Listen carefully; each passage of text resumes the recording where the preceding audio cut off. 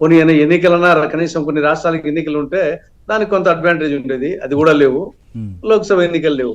ఇక్కడ ఏ బడ్జెట్ అంటే ఏమి, రూపాయి రాక రూపాయి పోక. కాబట్టి ఒక కుటుంబ వ్యవహారము, కేంద్రానికి రూపాయి రాకెట్లు వస్తుంది, 3 విధాలుగా వస్తుంది. 1 పన్నులు, 2 పెట్టుబడుల ఉపసంహరణ అంటే అమ్మకం, 3వది అప్పులు. మనము గత సంవత్సరము అంటే ఈ 2024-20 తీసుకుంటే కేంద్రం బడ్జెట్ రూపాయి రాక అప్పు వచ్చేసి 27%, పెట్టుబడుల ఉపసంహరణ అంటే non taxes 9%, income tax 19%, GST 18%, corporate tax 17%, excise 5%, customs duty 4%. ఇది ఓవరాల్ గా రూపాయి రాక కేంద్ర ప్రభుత్వం సంబంధించి ట్యాక్సులు, అప్పులు, అమ్మకాలు. ఇది ఓవరాల్ దాంట్లో ఒక 0.5%, 1% అటు ఇటు, కొన్ని తగ్గుతాయి కొన్ని ఎక్కుతాయి అంతే. పోయినసారి మనకి ఎంత, 48.21 లక్షల కోట్ల రూపాయలు, అంటే 2024-25 48.21 లక్షల కోట్ల రూపాయలు రూపాయి రాక అనుకున్నారు. దానికి ఒక 5 to 10% యాడ్ చేస్తారు. కాబట్టి ఈసారి రూపాయి రాక ఒక 51-52 లక్షల కోట్ల రూపాయలు ఉంటుంది. దాంట్లో పోయినసారి అప్పు ఎంత, ఈసారి 16.9 లక్షల కోట్లు. ఈసారి నాకు తెలిసి ఒక 19 లక్షల కోట్లు, 20 లక్షల కోట్లు అప్పు ఉంటుంది ఈసారి.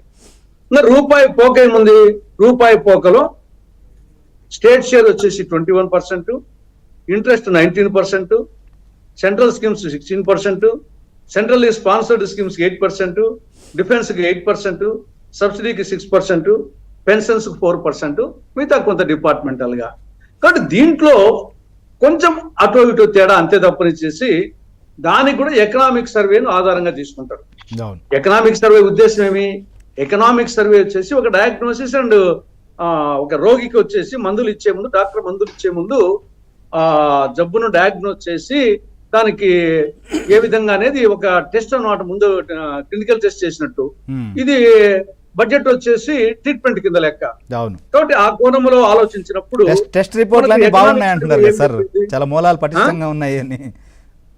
హలో, టెస్ట్ రిపోర్ట్ అంతా చాలా బాగుంది, మూలాలన్నీ బాగుంటున్నాయి, బడ్జెట్ లో కూడా అలానే ఉండబోతుంది. ఫండమెంటల్ గా వాళ్ళు చెప్పింది ఫస్ట్ 2025-26లో ఆర్థిక పరిస్థితులు మందకొడిగా ఉంటాయి అని ఫండమెంటల్ గా 9 అని చెప్పేసి ఫస్ట్ లోనే చెప్పేశారు. 2025-26లో ఆర్థిక పరిస్థితులు మందకొడిగా ఉంటాయి. కాబట్టి ప్రారంభంలోనే ఆ మాట చెప్పి ఇంకా మిగతా సజెషన్స్ ఇచ్చాడు. ఏమి, మౌలిక సదుపాయాల అభివృద్ధికి ప్రైవేట్ భాగస్వామ్యం పెంచాలి, మౌలిక సదుపాయాలకు ప్రైవేట్ భాగస్వామ్యం పెంచాలనేది ఒకటి ప్రధానమైన సజెషన్. కొనుగోలు శక్తిని పెంచి వినిమయం పుంజుకునేలా చర్యలు తీసుకోవాలి అనేది అది ఒక రెండోది. ఆ కొనుగోలు శక్తిని పెంచేదానికి దాని కింద కొంత నిన్న పిఎం గారు ఏదో లక్ష్మీ కటాక్షం అన్నప్పుడు ఆ నేపథ్యంలో దీనికి చూసుకున్నప్పుడు కొంత ఇన్కమ్ ట్యాక్స్ ఆ లిమిట్ కొంచెం పరిధి పెంచి ఈ యొక్క వాళ్ళు వినియోగించుకునే దానికి, కొనుగోలు శక్తి పెంచి వినియోగించుకునే దానికి అవకాశం కల్పిస్తారేమో, కొంత ఏమన్నా పెంచేదానికి అవకాశం ఉందేమో అనేది కొంచెం కనిపిస్తుంది. మిగతా ఏమన్నాడు, ఆర్టిఫిషియల్ ఇంటెలిజెన్స్, రోబోటిక్స్, బయోటెక్నాలజీ వంటి వర్ధమాన టెక్నాలజీలతో భారత్ లో భారీ పెట్టుబడులు ఆకర్షించాలి. ఇది ఆర్థిక సర్వే యొక్క ప్రధానమైనటువంటి సూచన. తర్వాత పప్పు ధాన్యాలు, నూనె గింజలు, టమోటా, ఉల్లి ఉత్పత్తిని పెంచడానికి చర్యలు తీసుకోవాలి. ఈ విధంగా కొన్ని వ్యవసాయ నిర్దిష్టంగా కొన్ని చెప్పడం జరిగింది.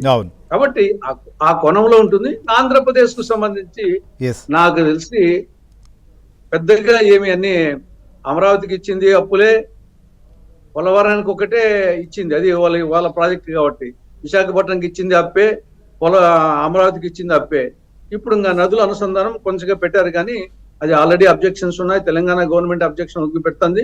మరి ఏ విధంగా చూడాలో అది వచ్చేసి చూద్దాం సార్. దానికి సంబంధించి కూడా ఎందుకంటే చాలా ప్రతిపాదనలు కూడా కేంద్రం దృష్టికి తీసుకెళ్లారు. విజయ్ కుమార్ గారు నమస్కారం, ఏం చెప్తారు బడ్జెట్ కి సంబంధించినటువంటి విషయంలో? ఈసారి 50 లక్షలకు పైగా